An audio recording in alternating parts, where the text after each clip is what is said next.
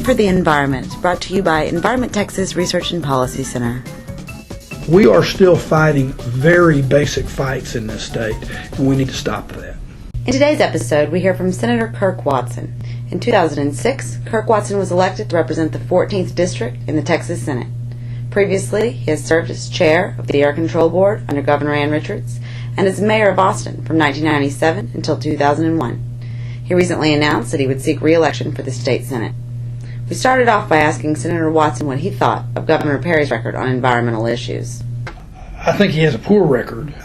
I don't think it is in the best interest of our state if this governor or any governor rails against the future the way Governor Perry has done. He has put himself in a position where he is at combat with Washington, D.C., and I don't mean just in terms of stimulus money and some of that kind of stuff we hear, but on things like climate change legislation. He has had the opportunity, and I think it's important for the state to do this, the state to lead. Texas has been a leader in energy. As a result of that, we've also been a leader in emissions. We have been in a positive sense, we've been a leader in providing energy for our country. We have earned a seat at the table in terms of debating, discussing, and doing what's right when it comes to emissions reductions and issues like carbon reductions. Instead of taking a leadership role in the state, what the governor has done and what the leadership has done is it has chosen instead to simply attack and not try to help craft appropriate policies. Last week, Governor Perry appointed Brian Shaw to chair the Texas Commission on Environmental Quality. During the 81st legislative session this spring, Senator Watson was one of 7 senators to vote against his appointment to the commission. We asked Senator Watson why he opposed Brian Shaw's appointment. This was an appointee that when I would ask him questions about pretty basic things, and I'll just give you 2 examples. One is the position on climate change. He was in disagreement with the great majority of scientists, including those who deal with this issue at Texas A&M, which is where he's from. He indicated in the nominations committee hearing that he wasn't even really aware of their position there at Texas A&M when I asked him questions about that. But the point being, I think that at this point in history, we ought to be appointing people in those positions that are willing to go along with what is the good science. And he wasn't. So that's a fundamental issue. The second was that I couldn't get what I thought were appropriate or good answers out of him with regard to why it is that the Texas Commission on Environmental Quality is so out of compliance with certain federal regulations. One of your top priorities this past session was renewable energy. Mm-hmm. Can you tell us a little bit about your proposed legislation? Well, the bill we probably worked on the hardest and was the most difficult to move forward. And frankly, it's one of those things where I look back and I'm still amazed at why it was so difficult, was a bill that would have focused on solar power and would have created a renewable portfolio standard for solar power.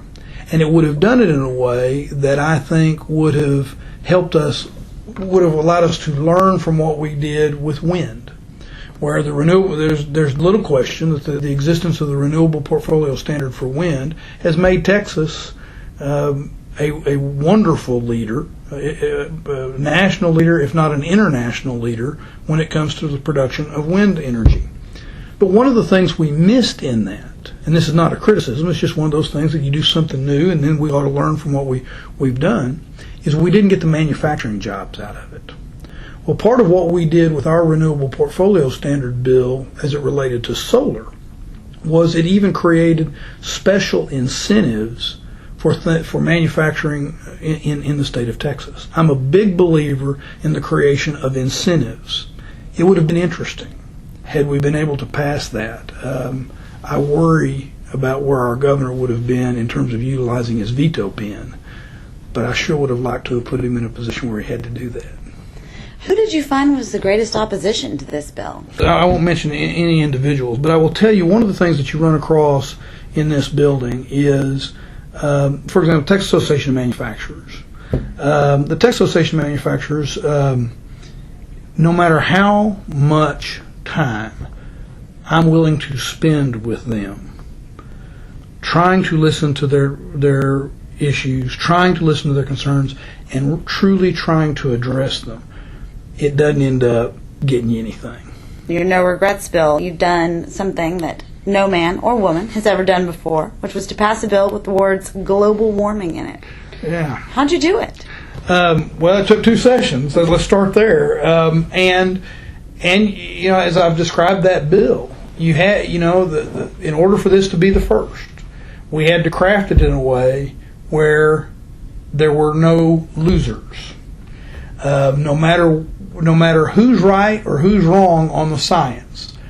And I think I know who's right and who's wrong on that. But regardless of that, we created and crafted a piece of legislation where everybody wins, regardless of how you feel about that.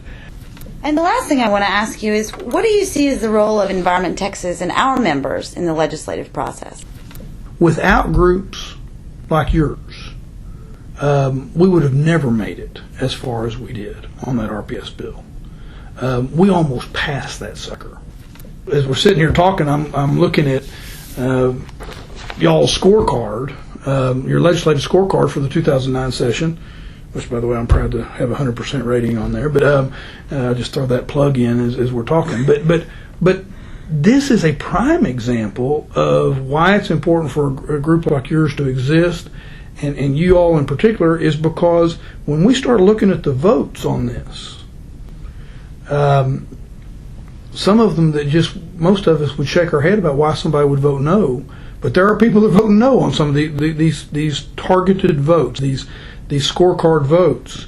We need to make sure that in the election process, groups like yours are helping educate voters about who votes what ways, so that we're electing people to the legislature that will take the kind of votes we want to see on these bills. Well, I want to thank you so much for your time. We really appreciate it. I'm happy to do it.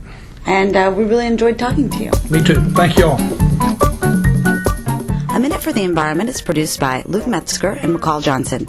Music by Daedalus. Visit us on the web at www.environmenttexas.org.